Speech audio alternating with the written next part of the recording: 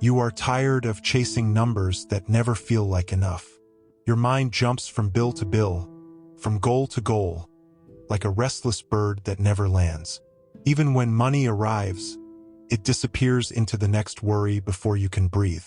There is always another target, another promotion, another miracle payment you secretly hope will save you. Deep down, you sense that something about this race is wrong, but you do not know another way. You scroll, you compare, and every success you see online becomes another reason to feel behind. Right now, as you listen, notice how this chase lives in your body, tightening your jaw, speeding your thoughts. If you feel that, stay with this message and follow this path, because your future self is already living in a completely different reality with money. In this first part, I want you to notice the atmosphere inside you when you think about money. Your chest might feel heavy, as if every bill has become a small stone resting on your heart. Your breath might shorten, as though you are always just one step away from danger. Your thoughts race into worst-case scenarios, building catastrophes that have not even happened. You imagine being abandoned, losing stability, proving everyone right who doubted you. Money stops being numbers on a screen and becomes a verdict on your worth. Every payment you make seems to whisper that you are not yet safe, not yet successful, not yet enough.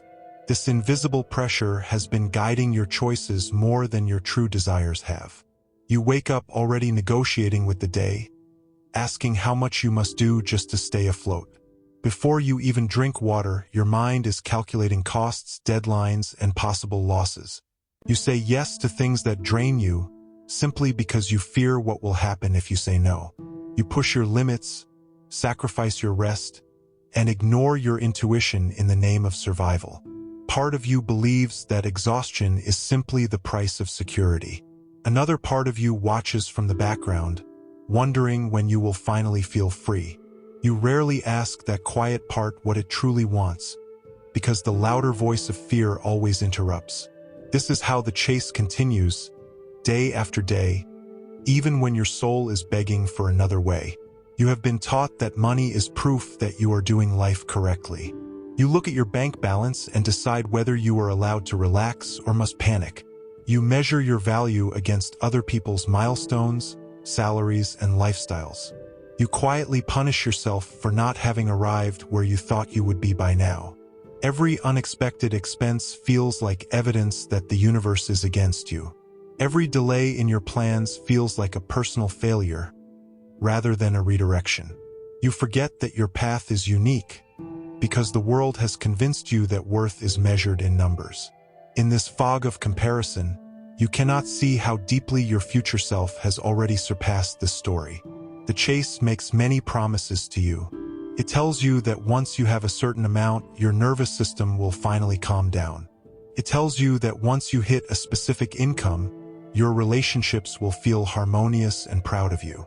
It tells you that once you reach a particular lifestyle, you will no longer fear losing everything. But every time you hit a small target, the finish line moves a little farther away. The mind that learned to worry simply finds new reasons to worry, even with more money. The heart that never felt safe still feels exposed, even with more options.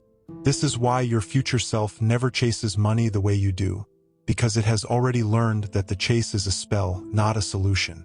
Your future self is not richer because it ran faster in the same race. Your future self is richer because it stepped out of the race entirely. It discovered that the energy behind your actions matters more than the amount you earn. It stopped using money as a measure of personal worth and started using it as a tool for alignment. It no longer wakes up asking how to survive, but asking how to serve from a full place. It no longer bargains with fear, because safety is now anchored somewhere deeper than the bank.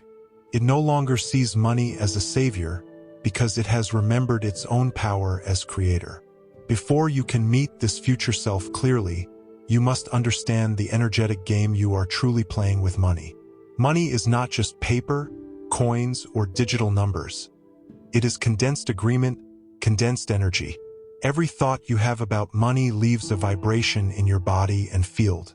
Every story you repeat about lack or abundance becomes a script your reality tries to obey. When you chase money from fear, the frequency you broadcast is still fear, no matter how high your goals. When you move from scarcity, you invite experiences that mirror scarcity, even if opportunities appear generous at first. Your future self learned to relate to money as a reflection, not as a master. It stopped chasing the reflection and began adjusting the light within. In the next part of this journey, you will step behind the physical numbers and see the energetic architecture that has been shaping your financial reality. In this second part, I want you to gently enter the unseen layers beneath your money patterns. Close your eyes for a moment if you can, and feel how old this fear actually is. It rarely belongs only to this month, this year, or this job. It carries the echo of your parents' worries, the arguments they had, the sacrifices they made. It holds the stories your family told about rich people, poor people, and what was possible for someone like you. Your nervous system learned early what was safe to dream about and what was dangerous to desire. Without realizing it, you took those beliefs as laws instead of impressions. Now, those inherited energies are still influencing how you chase money today. Maybe you grew up hearing that money is always hard to get and easy to lose. Maybe you heard that wanting more is selfish, greedy, or unrealistic. Maybe you watched someone you love break their body and spirit just to keep food on the table. These memories carved pathways of fear and loyalty inside you. A part of you believes that suffering is honorable because it mirrors what your people endured.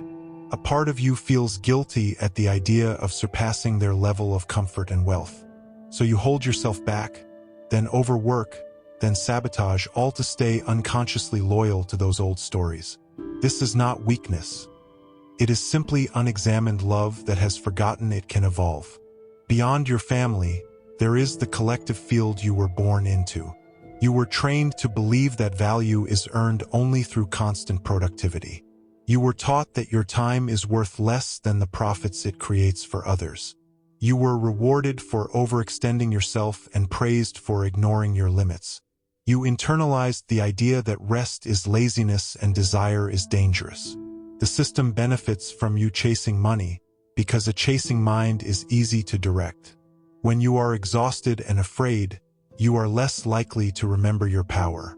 Your future self broke the spell by questioning who actually gains when you live in permanent scarcity. Every belief about money has a frequency, and frequencies attract matching experiences. When you secretly believe that there is never enough, you filter reality for proof of lack. When unexpected support appears, you dismiss it as luck or mistake. When opportunities come, you feel unworthy and hesitate until they pass. This confirms your hidden story that abundance belongs to others, not to you. Your energy tightens, your decisions shrink, and your timeline repeats familiar struggles. Meanwhile, a quieter potential timeline waits, humming with different possibilities. Your future self is already standing on that other timeline, sending you signals through your desires and intuitions. The dreams you have about freedom are not random fantasies. They are messages from your future self, showing you vibrational previews of what is possible. You feel them as sudden surges of inspiration, daydreams about travel, creativity, and generosity. Almost immediately, your old beliefs rush in to shut them down. You tell yourself that you must be realistic, that this life is only for certain people. In doing so, you betray your own future self, the one who has already created that reality. That self does not judge you. It simply keeps sending the same invitations, again and again. Every time you feel the tension between desire and fear, you are standing at a doorway between timelines. You often confuse intuition with fear when it comes to money decisions. Fear shouts, lists every possible loss, and demands guarantees before you move. Intuition is quieter, offering a calm, steady sense of rightness, even if it feels risky. Your conditioning taught you to trust the loudest voice, so you obey fear and call it responsibility. Your future self learned to differentiate these two energies with radical honesty. It allowed fear to speak but did not let fear drive. It began making aligned decisions before seeing the full path, trusting that the matching support would appear. That is how new financial realities began to form around it, as reflections of a new inner tone. When you see money as pure energy, you stop blaming the numbers and start tending to the frequency behind them. You realize that your income ceiling is often an emotional ceiling, not a cosmic limit. You understand that scarcity is not a personal curse, but a pattern that can be rewritten. You begin to feel compassion for yourself instead of shame, because you finally see the invisible forces you have been fighting. In that compassion, your energy softens, and something new becomes possible. Your future self is born in that softness, not in more self-punishment. It emerges in the moment you decide that your worth is no longer negotiable. In the next part, you will step into the eyes of that future self and discover why it moves through money with such calm power. In this third part, I invite you to step into the timeline where your future self already lives. Imagine waking up and feeling a deep, unshakable calm in your body. Your first thought is not, how will I pay for everything? But, how do I want to feel today? You stretch, breathe, and sense an underlying trust that you are held. Money exists in this reality, but it orbits around your purpose, not your panic. You do not worship it, and you do not fear it. You simply work with it. Your nervous system has learned a new language of safety that does not depend on balance sheets. This is the baseline state from which your future self makes every financial decision. Your future self does not see money as the source of safety. It sees money as a neutral amplifier of whatever energy you already hold. In its hands, money becomes an extension of love, creativity, and contribution. It directs money toward what nourishes its spirit and serves others, not toward proving its value. It knows that buying symbols of success can never replace the feeling of actual inner success. So it no longer spends to impress the crowd and disappoint the soul. It spends and invests in ways that deepen alignment, expansion, and genuine joy. This is why money multiplies around it, because the energy behind it is clean. In this timeline, your future self has redefined work at its core. Work is no longer a constant sacrifice of life force in exchange for survival. It has become a channel for expressing your gifts, your curiosity, and your devotion. Your future self may still work hard, but the hardness feels different. It is the satisfying exertion of building something meaningful, not the desperate strain of avoiding collapse. Rest is woven naturally into the rhythm, because rest is seen as strategic, not shameful. Boundaries are clear, and self-respect is non-negotiable. From that posture, your future self attracts opportunities that recognize its value rather than exploit its fear. Your future self walks through the world with an abundance mindset that is grounded, not delusional. It does not deny challenges or pretend that everything is always easy. Instead, it holds a steady assumption that solutions exist, even when they are not yet visible.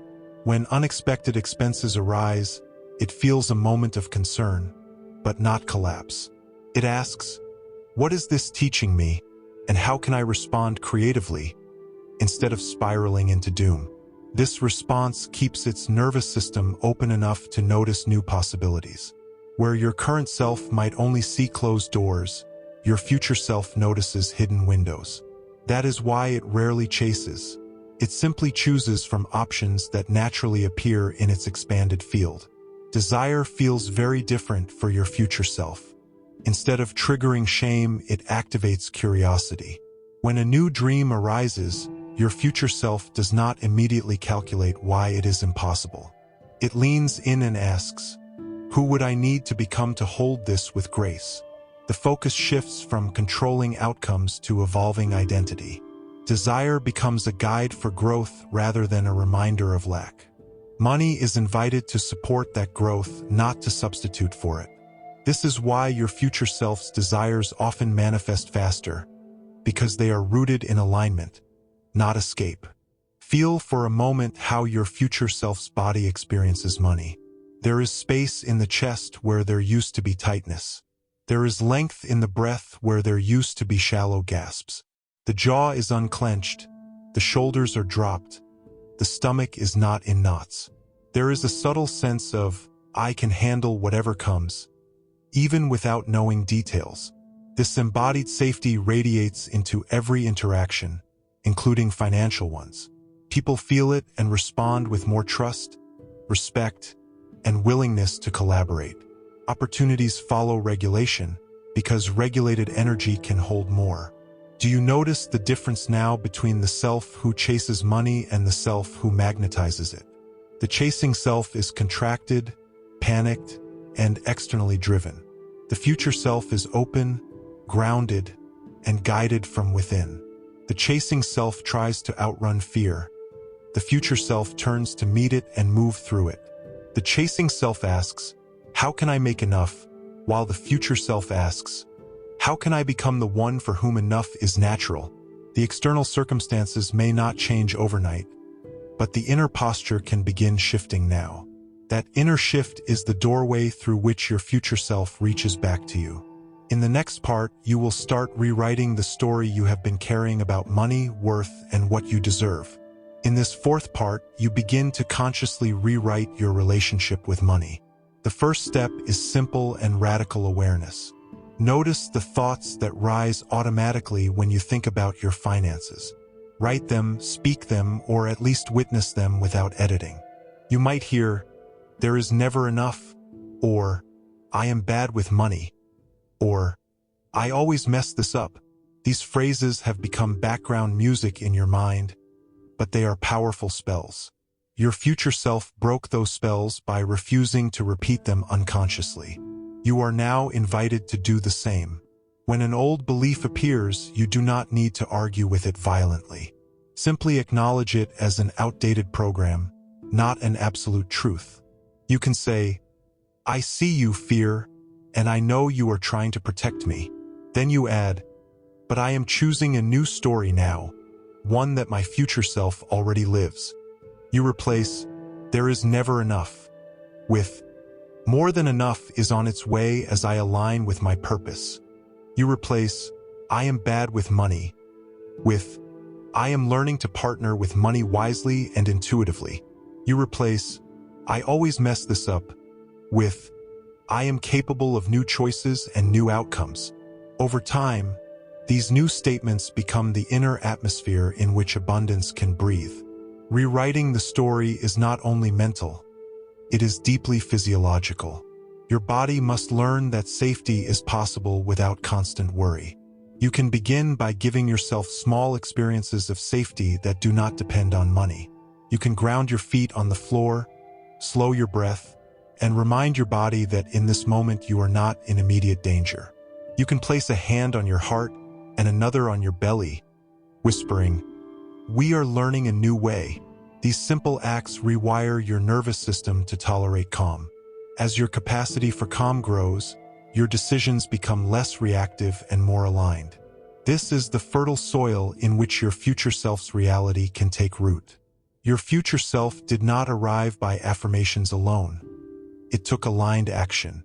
From a grounded state, you begin making small, clear choices that honor your value. You might raise your prices, ask for a raise, or seek work that respects your boundaries. You might create a simple plan for your spending that reflects your priorities rather than your fears. You might start a savings ritual, even with tiny amounts, to prove to your nervous system that you can hold money. Each action, however small, is a declaration of worth. The universe responds to these declarations with mirrors of support and synchronicity. Your future self remembers the day you started acting like someone who deserved stability and overflow. Rewriting the story also requires letting some things fall away. You may need to release obligations that drain you and pay you mainly in resentment. You may need to step back from relationships that normalize scarcity and mock your dreams. You may need to detach from identities like the one who always sacrifices, or the one who never has enough. Letting go can feel like loss, but it is actually space-making. That space is where new opportunities, aligned partnerships, and inspired ideas can land. Your future self is not crowded with obligations that do not match its frequency. It travels lighter because it chose to trust that better will replace what is released. As you rewrite your story, shame may try to rise and speak. It will remind you of past mistakes, debts, impulsive choices, and ignored intuitions. It will tell you that you are too late, too behind, too damaged to change. Your future self hears this voice and responds with compassion, not judgment. It knows that every misstep taught you something about your needs, your boundaries, and your power. It invites you to forgive yourself, not as an excuse, but as a liberation. When you stop attacking yourself for the past, you free energy to build a different future. Self-forgiveness is one of the most powerful investments your future self ever made. With each new belief, action, release, and forgiveness, you are already touching the energy of your future self. The distance between who you were and who you are becoming starts to shrink. You may still feel fear, but you no longer let it stop your movement. You may still face challenges, but you do not interpret them as proof of your unworthiness. Instead, you treat them as training grounds for the self you are stepping into. That self is not far away in time. It is a frequency you can access now. In the next part, you will consciously merge with that frequency, walking beside your future self as a present ally.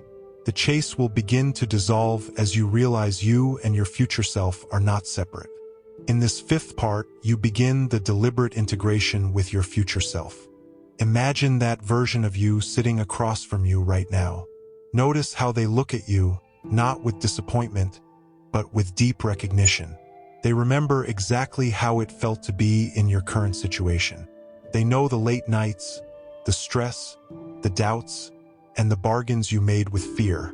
They also know the exact sequence of choices that led to their liberation. They are not here to lecture you. They are here to guide you. Take a breath and invite this future self closer. Ask your future self how they relate to money today. Listen for words, images, or sensations that arise. Maybe you hear, "I see money as a friend that comes and goes, but I am always supported." Maybe you sense a lightness around bills and expenses, as if they are simply part of a flowing current. Notice what feels different from your usual inner reactions. These differences are clues to the beliefs and emotions your future self chose. You do not need every detail, you just need the feeling of how they move. That feeling is the map. Now ask your future self, what small action can I take today to come closer to you? The answer might be surprisingly simple. It might say, rest an extra hour instead of panicking over numbers. It might say, have the conversation you have been avoiding about your value. It might say, start the project you keep postponing because you fear it will not work. Whatever arises, trust that this step is calibrated to your current capacity. Taking it is a way of voting for your future self's timeline. Every vote counts. Make contact with your future self a daily ritual, not a rare meditation. Each morning or night, close your eyes and greet that version of you. Ask what they would focus on today if they were living through your current circumstances. Ask how they would talk to themselves when fear appears. Ask what they would remember about their power and their connection to something greater. Then, do your best to carry that memory with you into the day. This practice gradually replaces the reflex of chasing with the habit of aligning. The more often you align, the more natural your future self's reality becomes. Feel for a moment how grateful your future self is for you. Without your courage to question, they would not exist. Without your decision to change, their freedom would remain a possibility instead of a lived experience. They send that gratitude back through time like a warm wave. Let it wash over your doubts and your exhaustion. Let it remind you that the effort you are making now is not in vain. You are building memories your future self will cherish, even if today they feel like struggle. Gratitude collapses the distance between you faster than anything. Integration does not mean you will never feel scarcity again. It means that when scarcity arises, you respond from a higher level of awareness. When something goes wrong financially, you pause instead of spiraling. You ask, how would my future self interpret this moment? Perhaps they would see it as a lesson in boundaries, creativity, or resilience. Perhaps they would adjust course without attacking their worth. You practice doing the same, even imperfectly. Each time you do, you strengthen the bridge between you. As you continue walking with your future self, the chase begins to lose its grip. You no longer make financial choices purely to escape fear. You begin choosing based on what maintains your alignment and integrity. Your timeline subtly shifts as new opportunities match this inner stance. People, ideas, and resources start appearing in ways that once felt out of reach. You realize that abundance was never just about working harder. It was about becoming a different version of you. That version is no longer distant. It is here, breathing through your choices. In the final part, you will anchor this new relationship with money into a living, everyday frequency. In this sixth and final part, you ground everything into a new way of living with money. This is not about a temporary high after a spiritual insight. It is about a steady, practical, mystical shift in how you move through your days. Begin by recognizing that your primary currency is not cash, but consciousness. Your attention, your energy, and your belief are the most valuable assets you own. Wherever you invest them consistently, reality eventually responds. Your future self became wealthy in experience first, then in numbers. You are now choosing to do the same. Each day, you can choose small behaviors that reflect abundance rather than desperation. You can speak kindly to yourself when you check your accounts. You can celebrate every inflow, no matter how small, as proof that energy is moving. You can spend with intention instead of autopilot, asking, does this purchase match who I am becoming? You can give in ways that feel aligned, proving to yourself that generosity and safety can coexist. You can receive compliments, help, and opportunities without immediately deflecting them.